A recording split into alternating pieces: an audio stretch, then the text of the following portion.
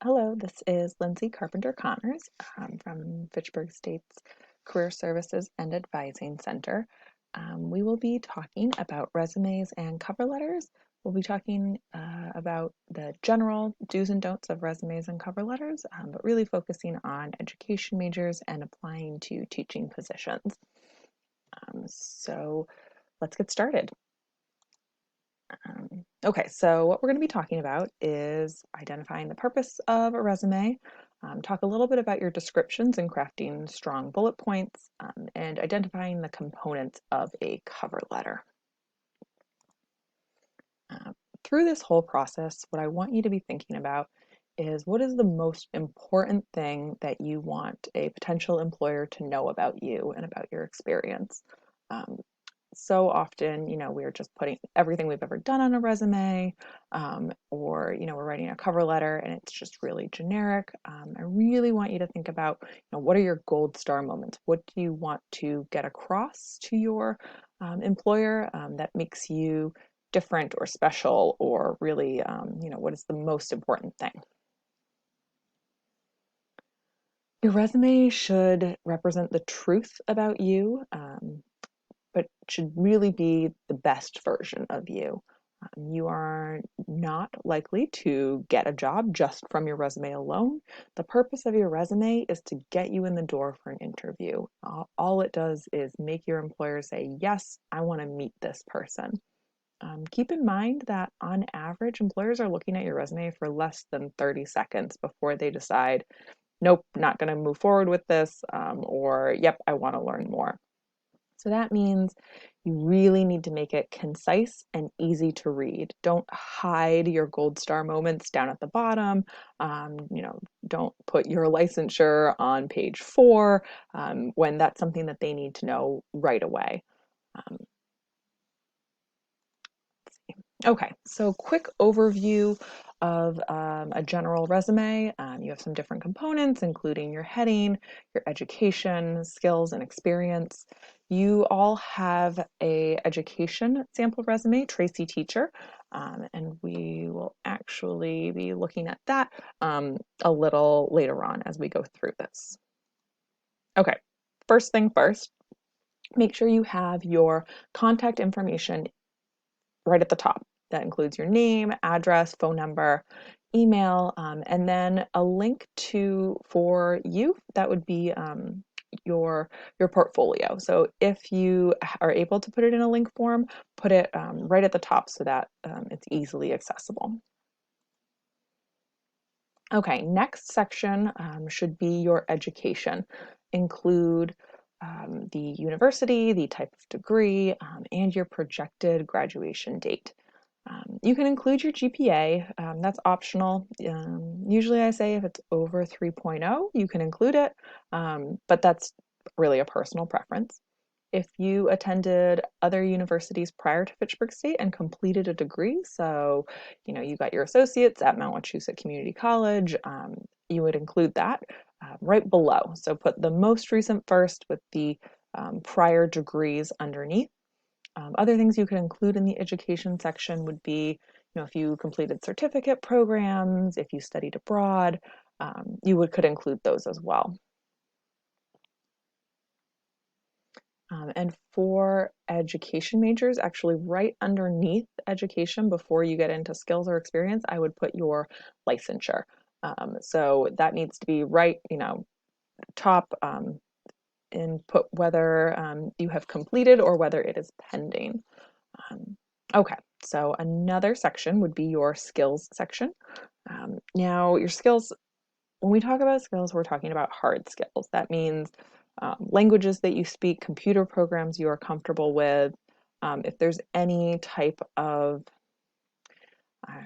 like lab skills, things like that, you were not including in your skills section things like teamwork, time management. Those are soft skills, and while they're super important, they need context around them. So those should really come through your experiences, giving some context around that. So instead of saying great at time management, that should be coming through your description of working in an after school program at the YMCA, and how you were in charge of 40, third graders, something like that. Don't panic if, as you're thinking about your skills, you don't have a ton of hard skills. Not every job needs to have skills. Now, if you are a computer science major, yes, your skill section is super, super important.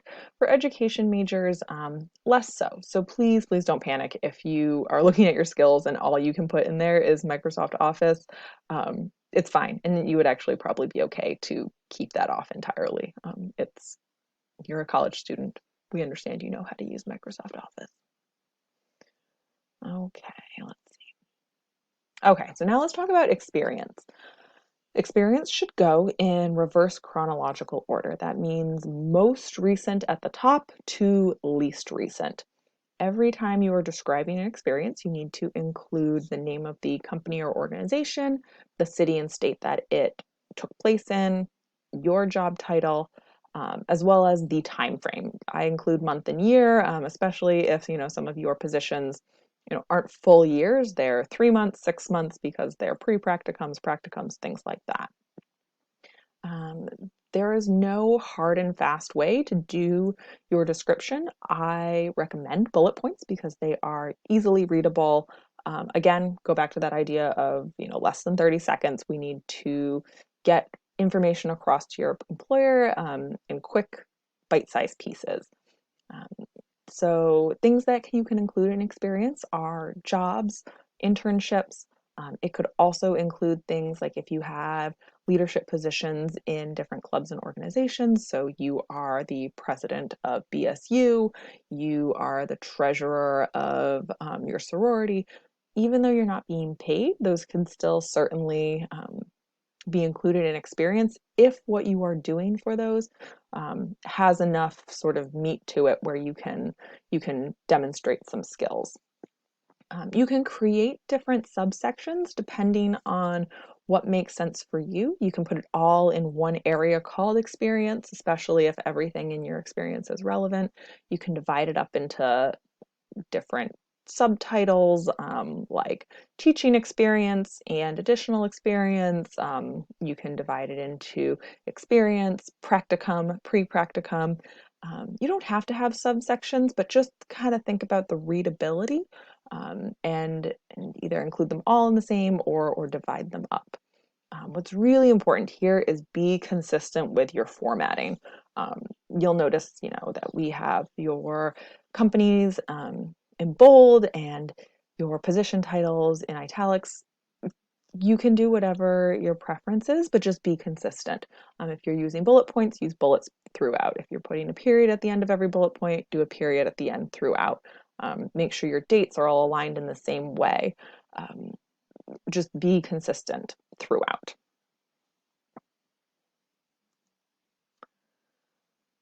All right, so as you're writing descriptions of your experiences, um, I want you to keep in mind, so what? Why does this employer care about this?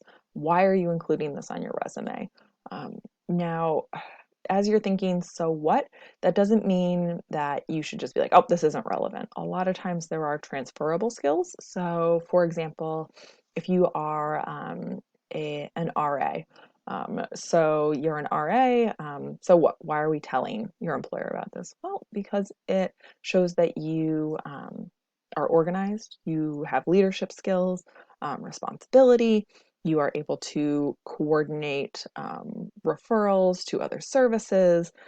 Maybe you were in a freshman residence hall and you can say that you have experience with, generally 18, 19-year-olds.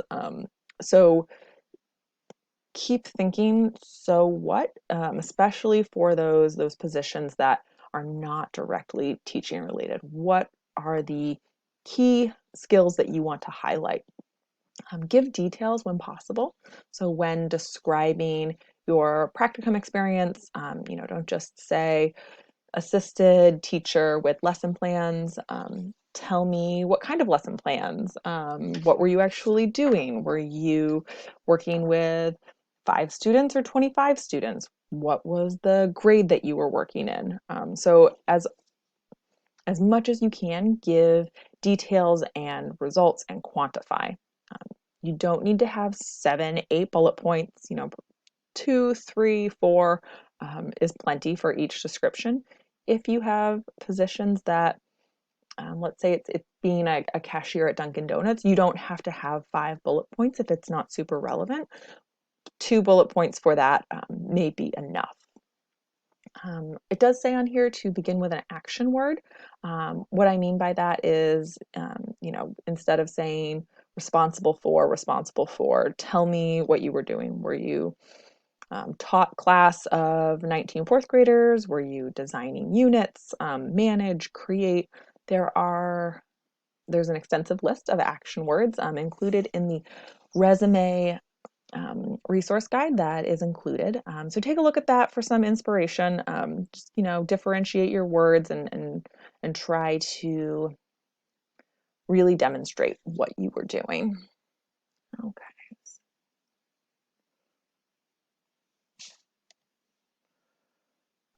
Okay, so some other sections you could have in your resume include things like academic projects, honors and awards. That could include scholarships, honor societies, leadership experience, certifications and associations you're a part of, activities, research, publications, again, licensure.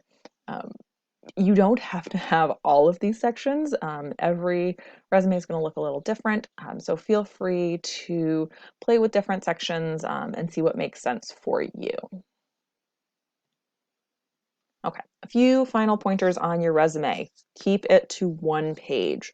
This early in your career, you really want to keep it to 1 page. Again, 30 seconds, right? So if you hand in a 4-page resume, I'll be honest, no one's going to read pages 3 and 4. So keep it concise, keep it focused, and really, if you have a 4-page resume, chances are a lot of that isn't relevant. So really try to keep just the relevant things on your resume. Keep your audience in mind. What do you want them to know about you? Think of your resume as a marketing document. It doesn't have to include everything you've ever done, just those gold star moments. And proofread. I cannot tell you how important this is. Send it to our office for a proofread. Send it to your friend. Send it to your mom. Just get it proofread. Get some different eyes on there to make sure that there's no spelling and grammar mistakes. Try not to use unusual fonts or colors. Same idea with being careful of templates. Often if you use a template that you find in Google Docs or in Microsoft Word, templates can be really difficult to move around. I definitely recommend just using a plain Google Doc or a plain Word document and moving things around on your own instead of using rigid formats. Don't make your font smaller than size 10. Go for 11 and 12 if you can. Same thing with, don't make your margins so narrow that there's text all over the page. If you're having a hard time getting everything to fit onto 1 page, feel free to send it our way to Career Services and Advising. We will help you to narrow it down a little bit. And make sure you're not lying on your resume. And by that I mean, everything on your resume you should feel comfortable having someone ask you to utilize. If you just took 1 semester of Spanish and you don't remember anything besides the colors, don't include that in your resume if you would not feel comfortable having someone utilize that.